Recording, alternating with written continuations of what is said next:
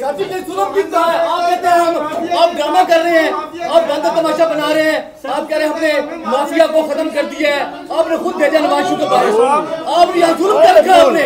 आप कौन है वीडियो पॉलिसी बनाने वाले? आप कौन है वीडियो पॉलिसी बनाने वाले? हमें पता है हम 30 साल से मर गए यहाँ पे, हम 30 साल से मर गए हैं, हमारे अखबार छपते हैं, हमारे पास जुल्म कर रहे हैं, हमारे साथ अपना जुल्म होता है। आप माफिया के एजेंट हैं, आप माफिया के एजेंट हैं।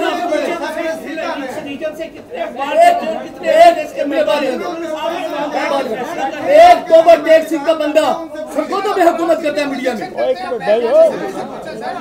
बोलो बोलो यार, मैं सुन रहा हूँ, बोलो। आपने डिस्ट्रिक्ट इंफॉर्मेशन अफसर से पता किया इस पॉलिसी को नाफिज करते हुए कि यहाँ से कितने अखबार छपते हैं और कितने मेंबर एपीने से यहाँ से एक अखबार ऐसा छपते भी नहीं है, जो हो गया सवाल।